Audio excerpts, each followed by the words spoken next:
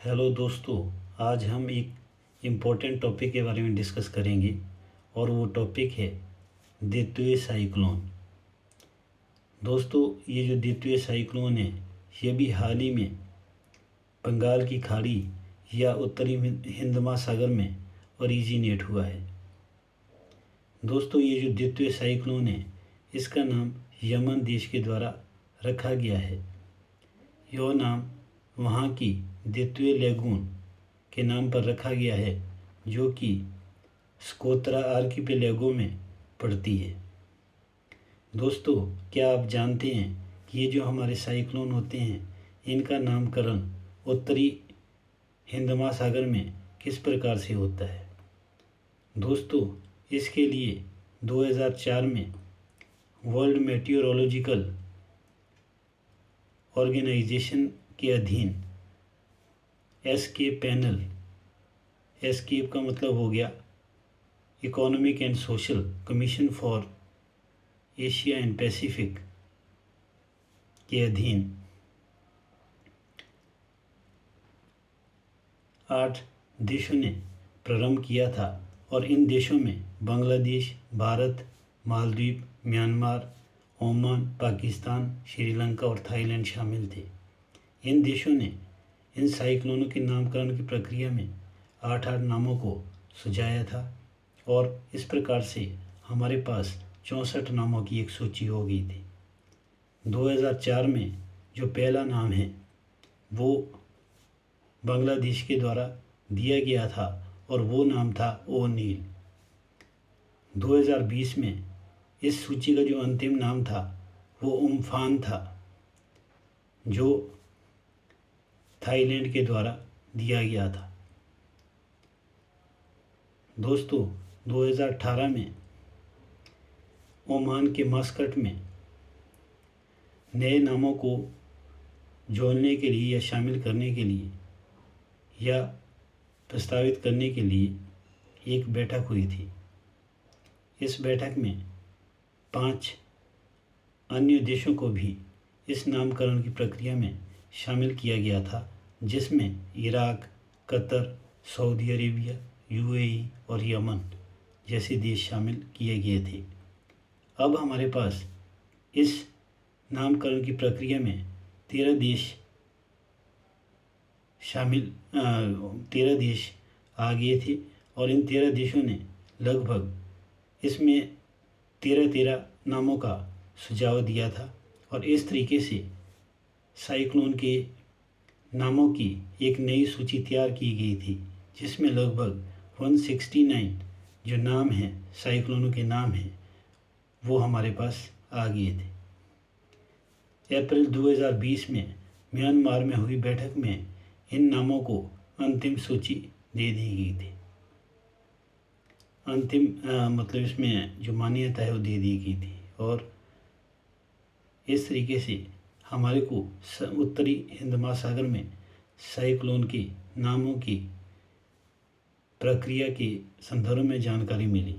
दोस्तों, यह जो नाम है यो इसमें जो शामिल देश है उनके अल्फ़ाबेटिकल ऑर्डर के हिसाब से सुझाए जाते हैं। इन नामों को और प्रभावी बनाने के लिए 6 रीजनल स्पेशलाइज्ड मेटीओरोलॉजिकल सेंटर्स भी बनाए गए हैं।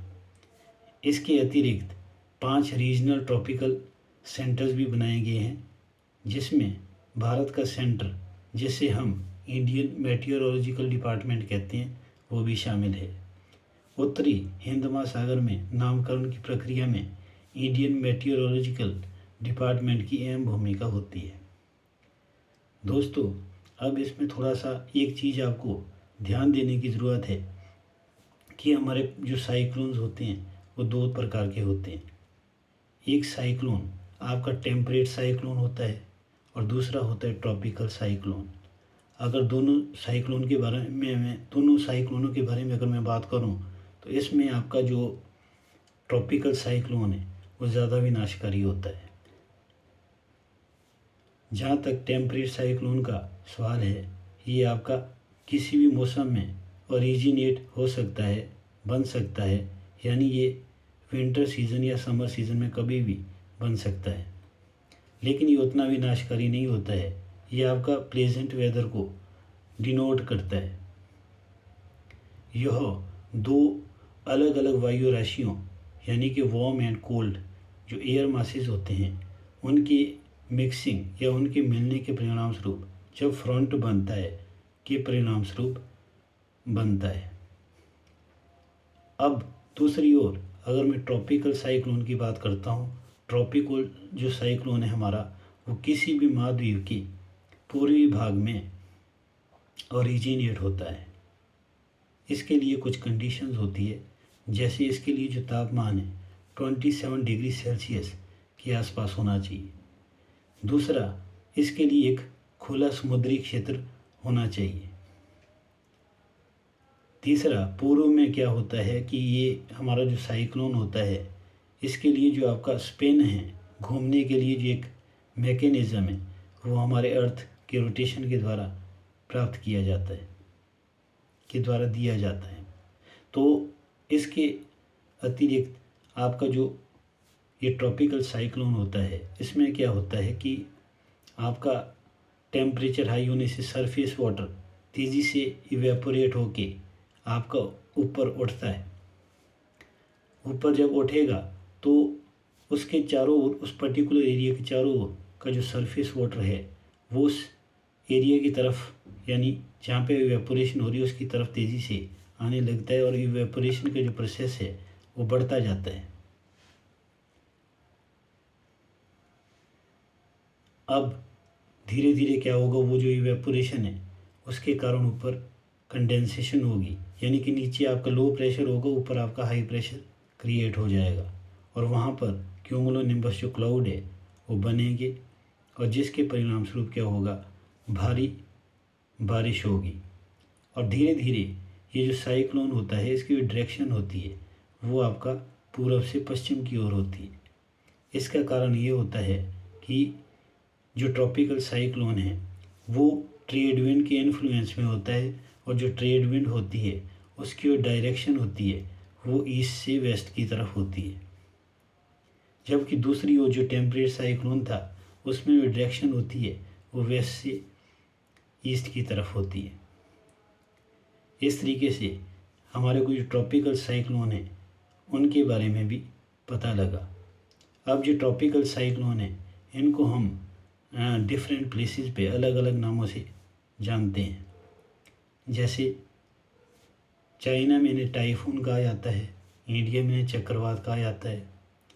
अगर हम ऑस्ट्रेलिया की बात करें वहाँ इनको विलीविलीस कहा जाता है। करीबियन जो सी है वहाँ पे इनको हरिकेन के नाम से जानते हैं। यूएसए में इनको टोर्नेडो के नाम से जानते हैं। फिलीपींस में इन्हें बाइगो के नाम से जानते हैं। ठीक है, और इसके अलावा अगर हम देखें जैसे जापान की बात करें तो वहाँ पे ये टाइफू के नाम से जाने जाते हैं। अब दोस्तों सबसे बड़ी बात ये है कि ये जो साइक्लोन है इनके नामकरण की हमारे लिए क्या ज़रूरत होती है, कि मतलब क्यों हमारे को साइक्लोनों का नामकरण करना अनिवार्य है।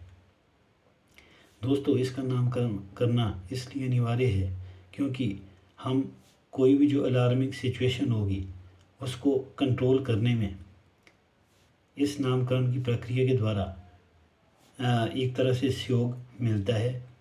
और दूसरा ये है जो नामकरण है, नामकरण से हमारे को किसी साइक्लोन की गति के संदर्भ में भी, उसके कितना विनाश होगा विनाश के संदर्भ में भी, और साथ ही आपदा प्रबंधन के लिए कौन से कदम उठाने हैं उसमें भी सहयोग मिलता है।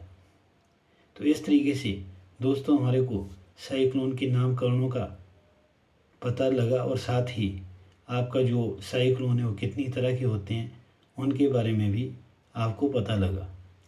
नेक्स्ट वीडियो में आपको मैं साइक्लोनों के बारे में कि उसका मैकेनिज़्म क्या होता है, कैसे बनते हैं, उसकी कौन कौन सी स्टेजेस होती है, उसके बारे में आपको विस्तृत जानकारी दूंगा। तो यही था आपका साइक्लोन का नामकरण और हमारे को साइक्लोनों के प्रकार जो है पता लगे।